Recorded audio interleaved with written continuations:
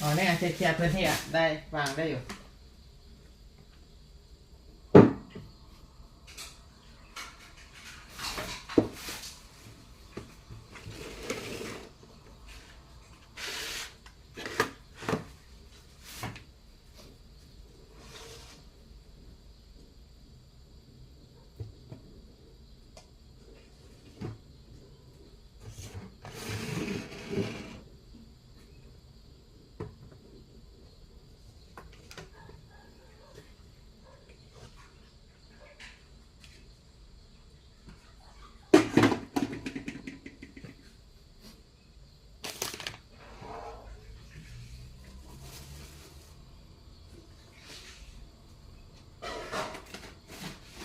ขนมนี้เหรอแค่ชิ้นเดียวเองเหรออะไรขนมนี้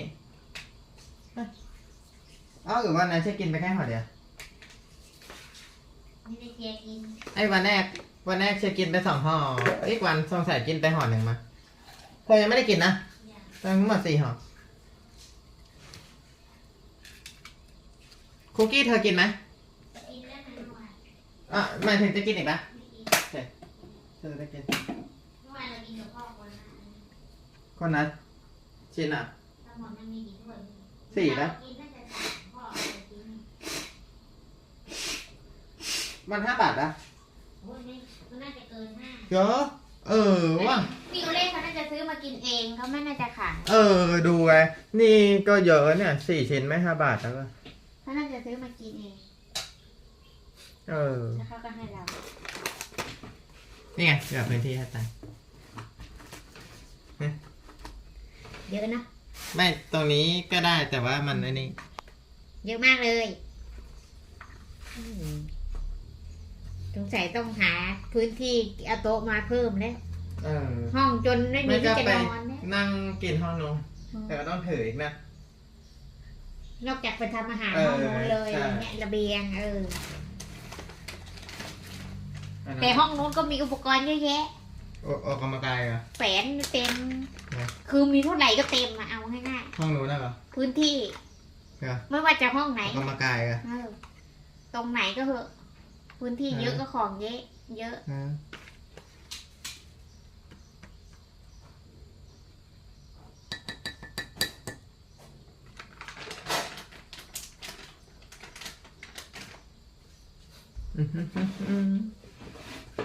เต้นเต้นเต้นเต้นเต้นเต้นเต้น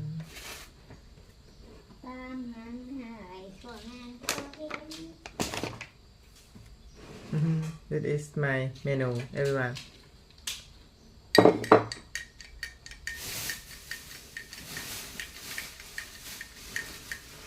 ไอ้ของเก่าๆตรงในตู้เย็นมันออกมาไม่ได้มันอ๋อไอที่อุปกรณ์ผัดไทยเหรอมันติดในน้ำแข็งทำไงดีก็ปิดตู้เย็นปิดก่อนตู้เย็นแล้วให้น้ำมันละลายออกเพราะว่ามันน้ำแข็งก้อนใหญ่พ่อเขาจะปิดก่อนนอกจากเวลาพ่อเขาไม่อยู่แบบไม่มีคนอยู่ไม่ได้เปิดร้านนี้ปิดตู้เย็นไว้ What time is it now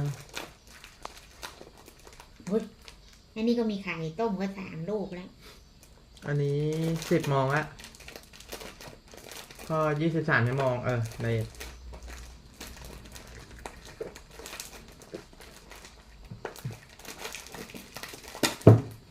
ต้องกินตอนท้องว่างครับถ้าถูกก็ประมาณ23 ชั่วโมงครึ่ง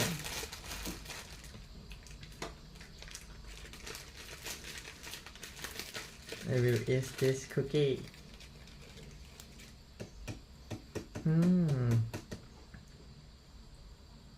เอาไอ้นี่ไม่เอาแล้วเหรออะไรเหรอ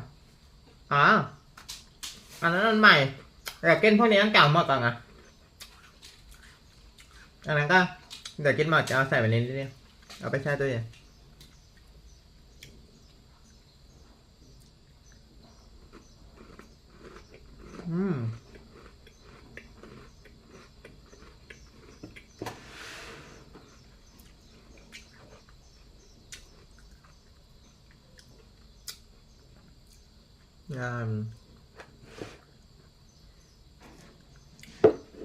I will eat it all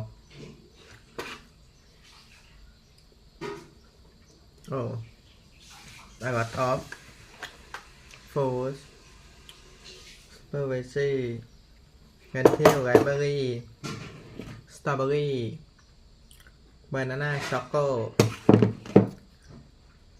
matcha green tea cookie chocolate and bran and yogurt and snack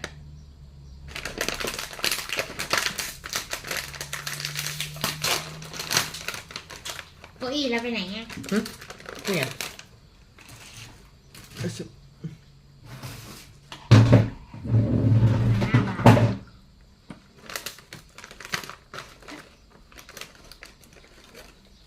นี่นม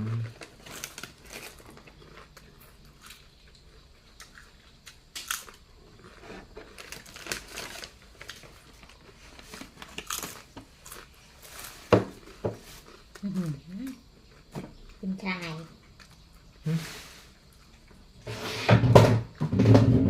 ใกล้คน กิน ใจ คุณชายเนี่ย อ้าว เอาบ่วงเรา ไม่รู้บอกครับ แล้วชิ้นเรากัดด้วยนะเกงยังไม่ลงพริกนี่เรา ใช่ จิ้ เหรอ มผลไม้ อ้าว อันนี้บอกเธอเหรอ เออ อ้าว แล้วก็กินชิ้นที่เรากัดอีก เหรอ นะฮะเน้นบอกไม่กินเวลาเราอมกระติมโอ้ยไม่อยากกินนะที่ไหนได้กินอย่างนี้ เนาะไม่รู้ว่าเป็นหนูก็เจ็บเจ็บบ้าง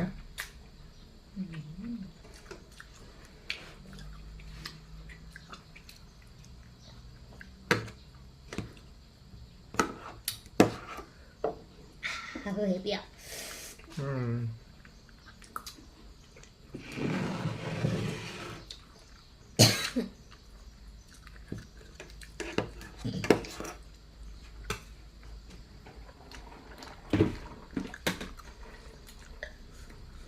นมนมนม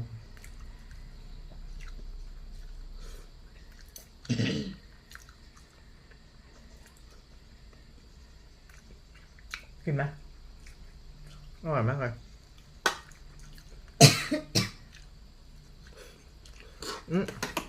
ลืม น้ำมันอ่ะ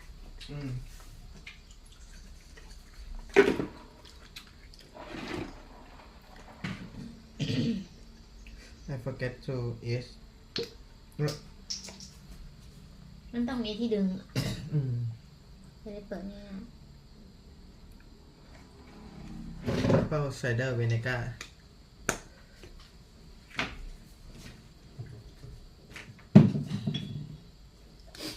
and olive oil โอเค ๆ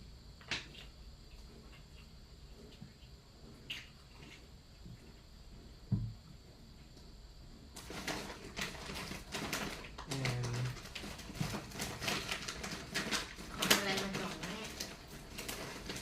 อะไรอ่ะ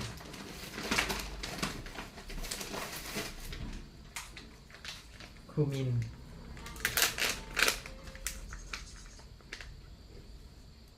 โอเคฟินิช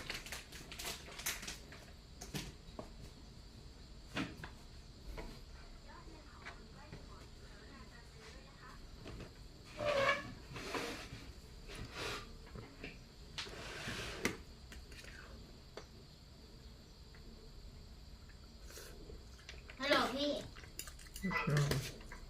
พี่มาส่งของอ่ะ ใช่ใช่พี่ เท่าไหร่พี่ อ๋อ พี่เข้ามาถึงยัง โอเคพี่ นมนม เฮ้ยคิดไม่ได้โกะเนี่ยเลยเอาตังค์เคลียร์ อืม อุ้ยไหนดูสิ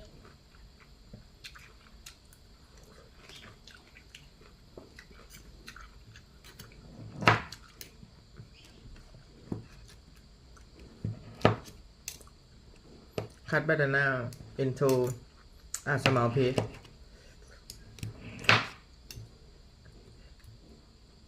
it's easy to eat อืม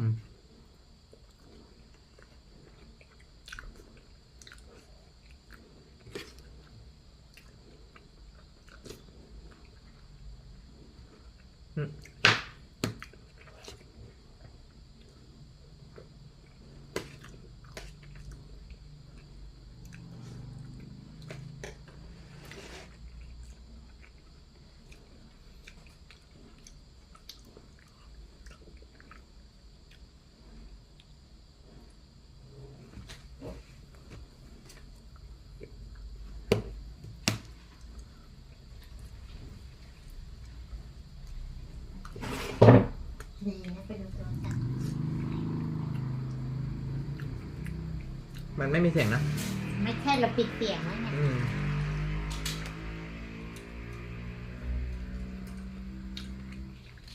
ตาม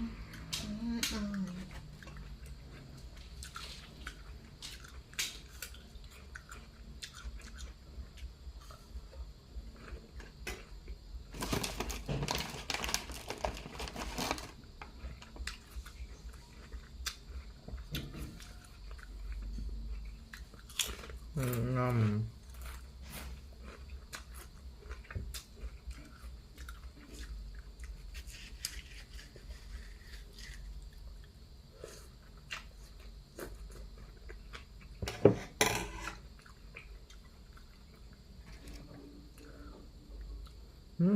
It is cookie chocolate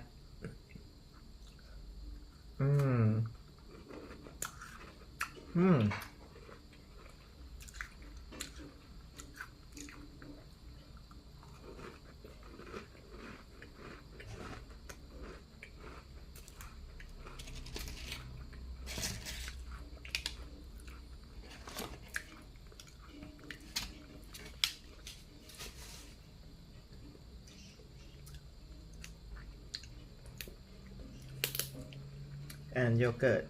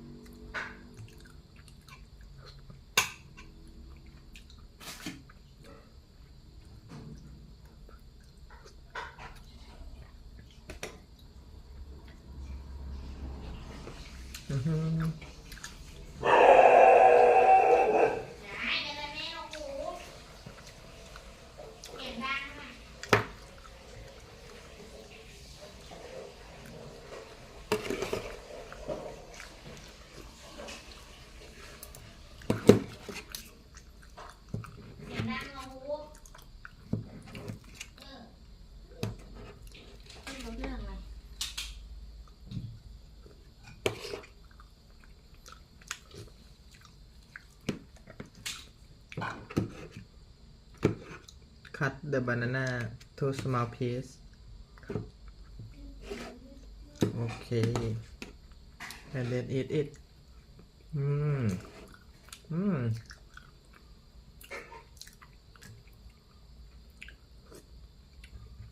โยเกิร์ต It is lentil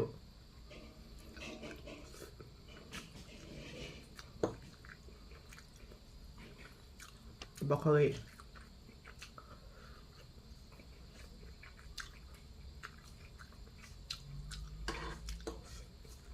นม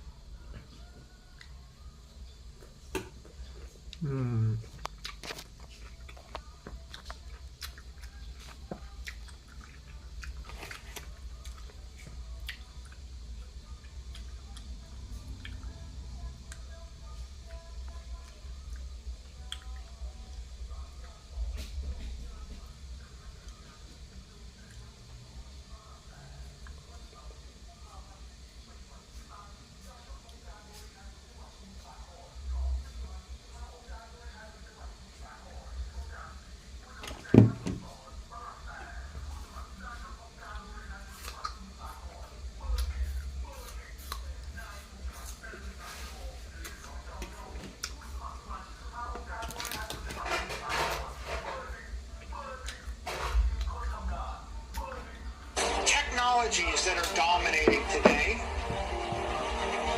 they're dominating because they're able to deliver force faster, harder, stronger, smarter. So if we ask the question, what is money? Money is the highest form of energy that human beings can channel. Bitcoin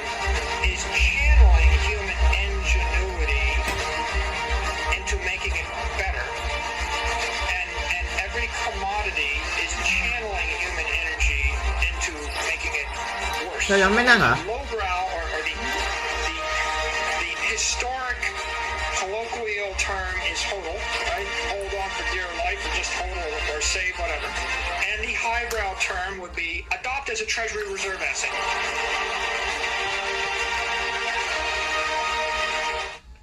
Hey guys, so as you learned by watching the What is Money show, Bitcoin is the single most important asset you can own in the world today. And so this begs the question, which I'm often asked, how does one build their Bitcoin position? And the strategy really is simple. I suggest first you decide on an initial portfolio percentage allocation and a target portfolio percentage allocation.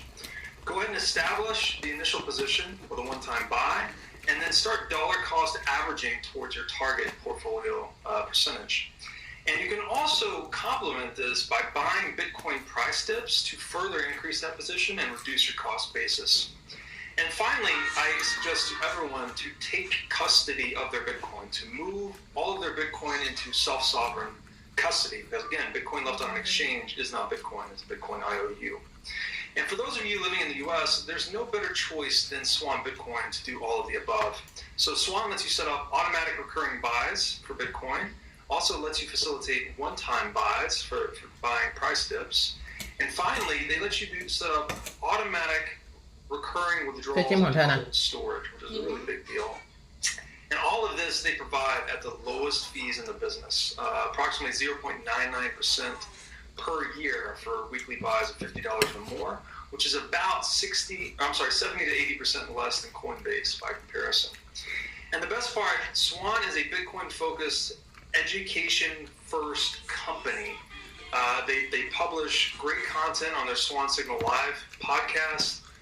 They publish a lot of content in their newsletter and website, and their team is just the absolute dream team of Bitcoin. I would say check out their roster. It's growing every day, but it's a super impressive group of individuals. And so with that, I would highly recommend you check out swanbitcoin.com/breedlove. You get $10 in free Bitcoin for signing up. And it lets you stack sats with myself and the rest of the Swan team as we continue the fight to restore freedom, truth, and virtue in the world through Bitcoin. All right? Thanks.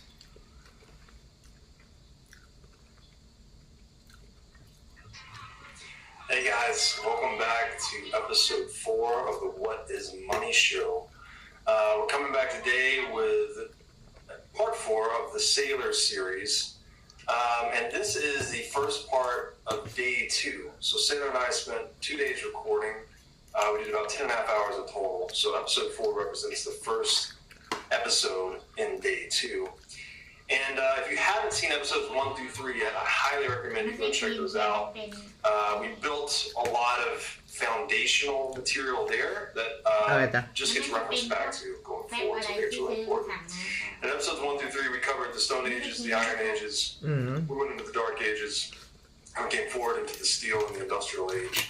And now, today, we're getting into the good stuff. Bitcoin theory, the digital age, how money and economics is changing once again based on these new and radical innovations we see in the world today. So today we're going to learn about how Bitcoin is the first true digital monetary system in world history. We're also going to hear Sailor's Sailor's answer to that all-important question, what is money? And he has a really, really good answer I think you're going to dig. And we're going to get into a bit of the economic principles underlying commodities and their use as money, and why commodities make a really bad form of money, actually. Sailor lays out a really good case for commodity money being kind of a self-defeating endeavor. And then finally, we're going to start looking at Bitcoin as the ultimate means of wealth settlement and preservation. It's, as Sailor refers to it, as the first closed loop or closed source energy system we've ever had. So I don't want to spoil anything. This episode is really good. For me, this is when a lot of the light bulbs started to go off, and we started to have a lot of those little mini epiphanies during our conversation, which you might see me having as we engage. So I hope you like this. It's a really good episode, and see you again soon.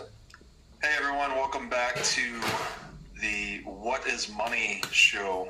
I'm your host, Robert Breedlove, and I'm sitting down today with Michael Saylor as we dive into part 2 of this deep conversation involving history, technology, commerce, economics, money, really covering a broad spectrum of topics today. And today's the good day because we're getting into the good stuff with Bitcoin theory as the first digital monetary system. Michael, welcome back. Thank you for having me, Robert. I'm excited about this. So we're going to talk about Bitcoin theory. Bitcoin theory, it's a field you wouldn't have thought you would have heard about even 5 years ago. อร่อยปะ Well, อร่อยทุกอย่างเลย you know, when I think of Bitcoin, I think this is the first digital monetary system in the history of the world. Perhaps the first, we've tried others, they just didn't work. This is the first one that's perfected, that's functioning. It's the first one to cross $100 billion in market cap, and now it's about $200 billion in market cap. $200 billion means $200 billion of monetary energy. And if I look at all of the other great digital networks, Apple, Google, Facebook, when they cross $100 billion of monetary energy, then that's a legitimizing step. Generally, when they get there, 95% or more of the investment community doesn't believe in them. Sometimes 99% doesn't believe in them, but they're too big to fail. They're fires that have been unleashed into the society, and they're burning, and the effect is exothermal. It's what we have in each of these networks is we have the collapse, a dematerialization of some product or service or virtue or some ineffable quality, be it friendship or mobile devices or information. It's collapsing into a lower energy state. And as it collapses into a lower energy state, huge amounts of energy in the form of profit, cash flow, and value get given off. Apple can ship a better camera to 1 billion people overnight for a nickel. Facebook can improve the way that you communicate to your loved ones overnight for a nickel. And Google can package the Library of Alexandria in the palm of your hand and ship it to 1 billion people overnight for a nickel. And when you have these massive dematerializations of value, and they get on a network with a network effect, it's almost like where you see a crystallizing structure where you've got an amorphous substance, and as it crystallizes, we go from steam to water to ice. Collapses, gives off energy. And what Bitcoin is it's that first digital monetary network, digital monetary system. It's collapsing into a much more efficient form. It's giving off energy. And that just brings us back to this entire subject of how important is energy to the human race. เอาไว้ที่เขียนเปลี่ยนสวิตช์ไฟก็เดินหาอยู่พ่อเอาถุงนั้นไปไว้ไหนถุงอะไรพ่อ ถูกไหม ถุงเบเกอร์เราให้เชียร์ไปแล้วเขาก็หาอยู่นั่นประสาทแล้ว พ่อเขาบอกอ่ะพ่อเอาให้เจ๊ไปอ่ะ ก็เชียร์ยุ่งไปแล้วก็หาอยู่ข้างในบ้านหาถุงสวิตช์ไฟ ไม่หรอก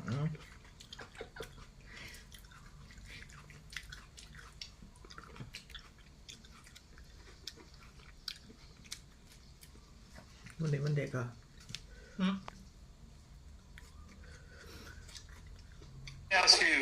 Let me ask you a question there. There's a chart with phase transitions of, say, water, of going from ice to water to steam as its temperature increases. And it shows increases in temperature, and then when it actually goes into the phase transition, it flatlines. So it's like all that energy is being reallocated to, I guess, changing the molecular structure for the next state.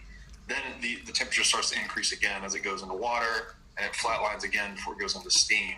So I guess what you're getting at is that energy becomes transmuted into the next state before it can start to give off energy in the form of profit, productivity. It's giving back economic substance, I guess, to its users. And I think that's sort of the analogy you're drawing there. It's a wild thing when all the monetary energy leaps from gold to Bitcoin, or when it leaps from fiat to Bitcoin. There's this phase transition, and we see it throughout all.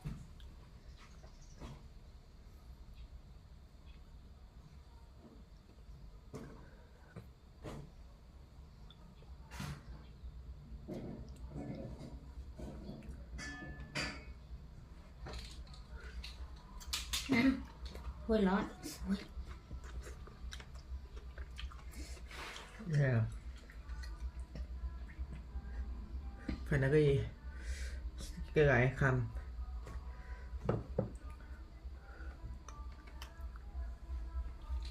Oh.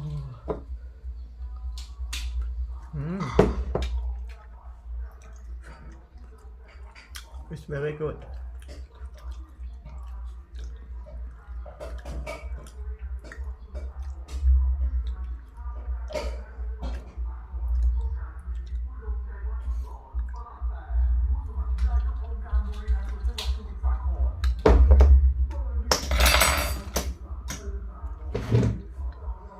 Anh ấy cười hả?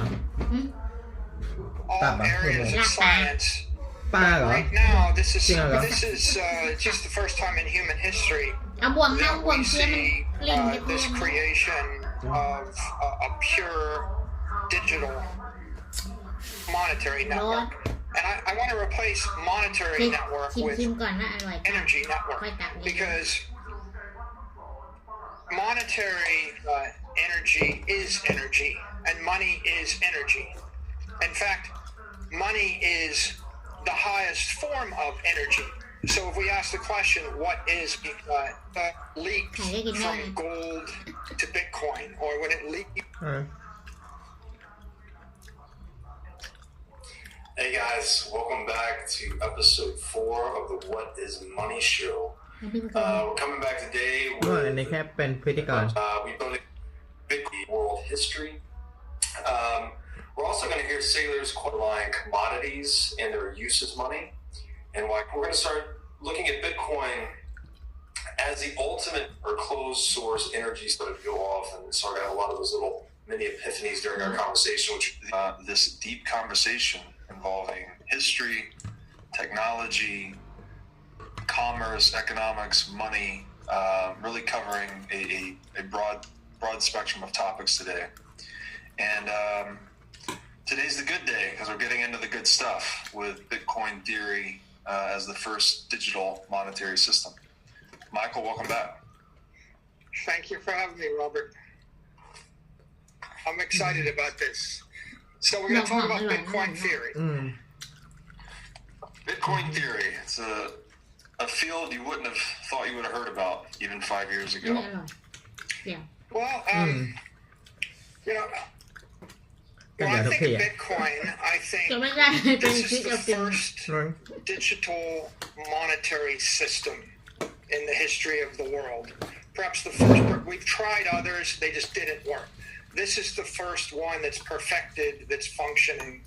It's the first one to cross $100 billion in market cap, and now it's about $200 billion in market cap. $200 billion means $200 billion of monetary energy.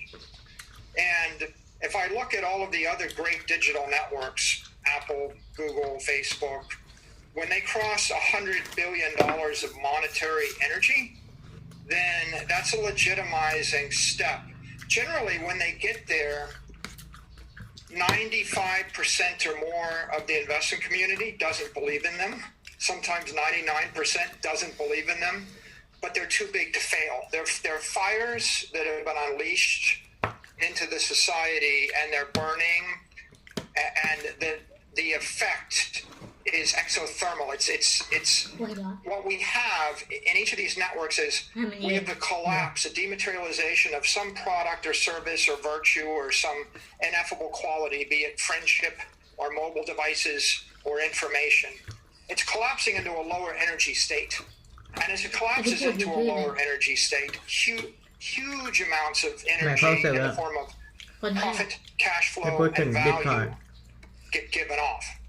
Apple can ship a better เขามี a บิตคอย better ไหม camera to a billion people เขาสามารถ overnight for a ถือ nickel. บิตคอยที่เยอะที่สุดในโลก Facebook can improve the way that you communicate to your loved ones คนอื่นต่อไปก็ซื้อตามไมเคิลหมดเลย overnight ทั้งโลก for a nickel. And Google แล้วใคร can ที่มี package the Bitcoin Library of Huh? Alexandria in the palm of your Oh, hand Warren and ship it Buffett. to a billion people overnight for a nickel. And when you have these massive dematerializations of value, เพราะฉะนั้นใน you ยุค get on a 90แล้ว network with a network เขาเป็นนักลงทุนที่เก่งที่สุดในโลก effect. โบราณนะ It's อื almost มโบ like ราณแล้ว where you see a crystallizing structure where you've got an amorphous แต่คนนี้เขาก็เลยโบราณอยู่ substance, and as it crystallizes, we go from คนนี้ไม่โบราณคนนี้ steam หัวทันสมัย to สุด water to ice. ไวอะ Collapses, ๆไม่ gives คน off นี้ energy. ประมาณ60 กว่า And what Bitcoin is it's that first digital monetary network, digital monetary system. It's collapsing into a much more efficient 10 ปีที่แล้วเขายังผมดำอยู่เลย It's giving off energy. อืม And that just brings us back to this entire subject of Yeah, how how come important you is don't see energy to the human race. Okay? Let me ask you. Sorry, let me ask a question Yeah, there. go ahead. There's a chart with phase transitions of, say, water, of going from ice to water to steam as its temperature increases, and it shows increases in temperature. And then when it actually goes into the phase transition, it flatlines. So it's like all that energy is being reallocated to, I guess, changing the molecular structure for the next state. Then the temperature starts to increase again as it goes into water, and it flatlines again before it goes into steam. So I guess what you're getting at is that energy becomes transmuted into the next state before it can start to give off energy in the form of profit, productivity. It's giving back economic substance, I guess, to its users. I think that's sort of the analogy you're drawing there. It's a wild thing when all the monetary energy leaps from gold to Bitcoin, or when it leaps from fiat to Bitcoin. There's this phase transition, and เห็นมันจืดๆนี่ we see it throughout all areas of science. But right now, this is just the first time in human history บ่วงแล้วจ้ะ that we see this creation of a pure digital มันคือปลาร้าเหรอ monetary network. มันปลาร้า I ส่วน want to น้อย replace แต่ส่วนเยอะ monetary ก็พริก network with energy network มันเป็นเผ็ด because ไง monetary energy May- may is the back to energy, and 99. money is energy. In fact, น่าจะ money 30% อะไร is the highest form of energy. So if we ask the question, what is money? Money is the highest form of energy that human beings can channel. So if I look back through time, human beings as a species prosper by channeling energy. And when we mastered fire, we channeled chemical energy. And when we mastered missiles, we channel kinetic energy. And when we master water and hydraulics, we're actually channeling gravitational energy.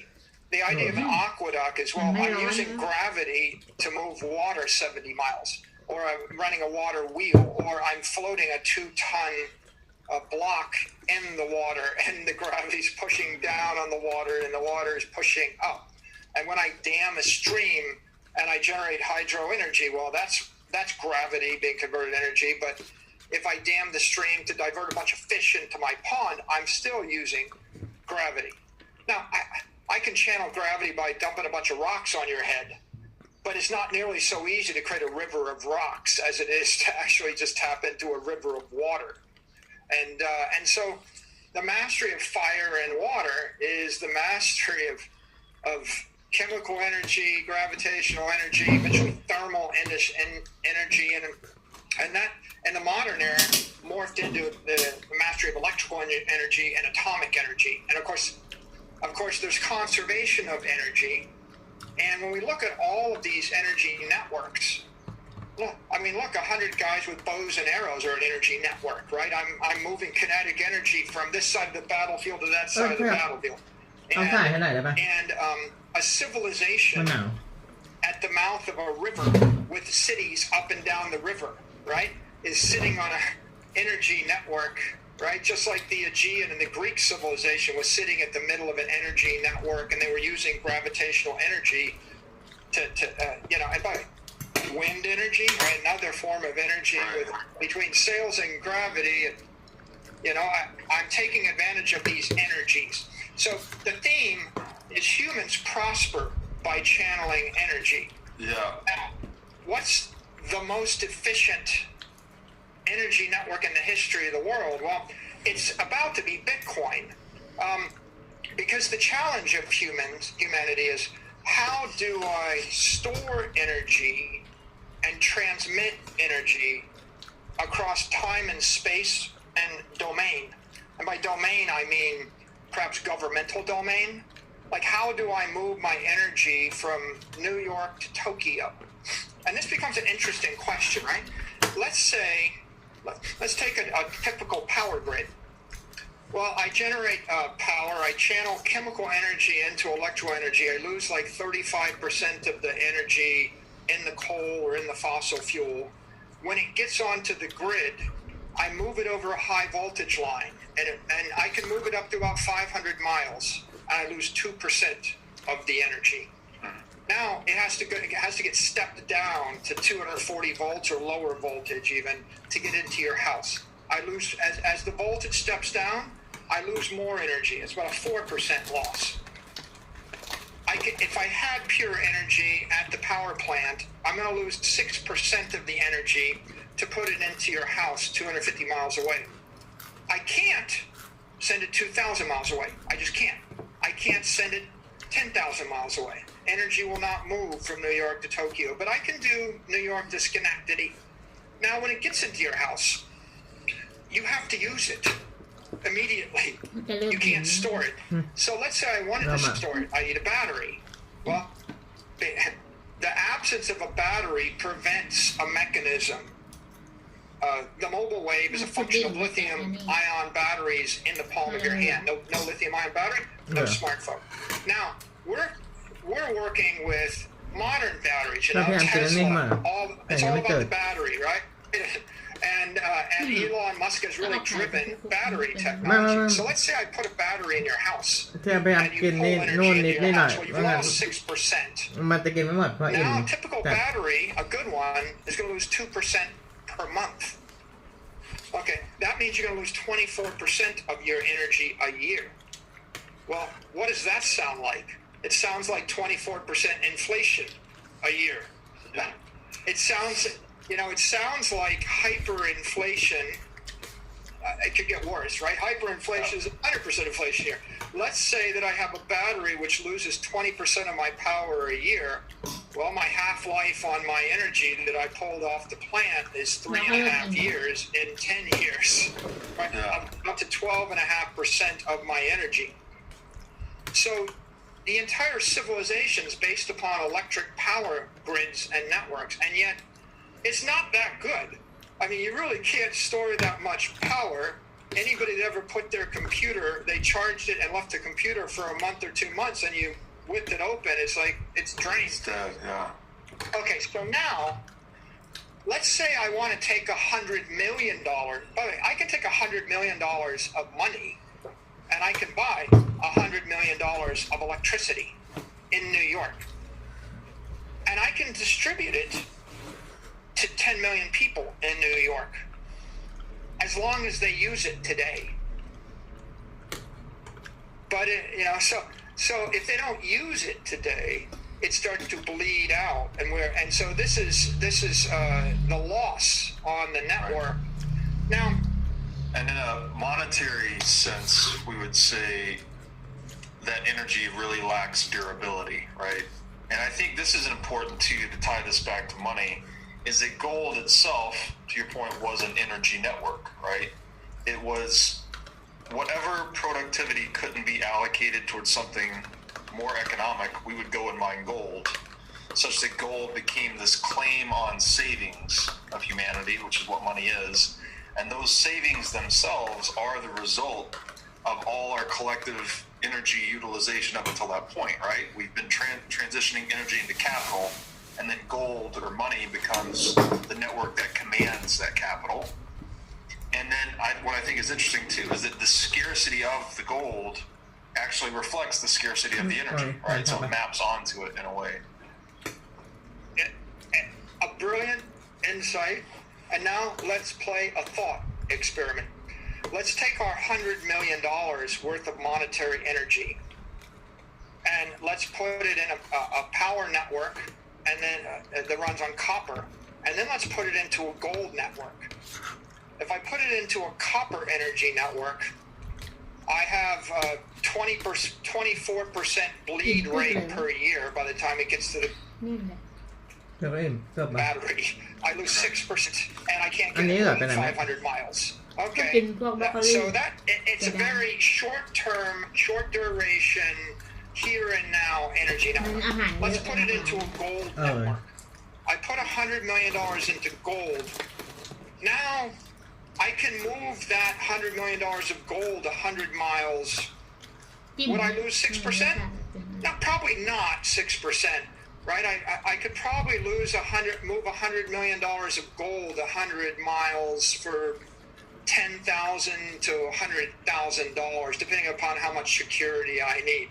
So we're talking about 10 basis points instead of 600 basis points of loss. 10 basis points. So gold is a more efficient way to move large amounts of energy. Short periods of time or short distances. What if I want to move $100 million worth of gold 10,000 miles? Well, that's about 3,000 pounds of gold, like 1.5 tons. So I put it on a Global Express, costs $10,000 an hour. I put some dudes with guns on it. I fly 16, 18 hours around the world. That's about $180,000 plus another $70,000. $250,000. If I have to fly the plane back, let's just assume I don't. It's $250,000. So now we're up to like 25 basis points. 0.25% is the cost to move it around the world once. Okay, so that's okay. Now, what if I want to deliver $100 million of gold 100 years into the future? All right. What if I want to deliver $100 million of energy 100 years into the future on copper and batteries? Well, my half-life is at 24%, a 2% bleed a month, right? My half-life is 3.5 years.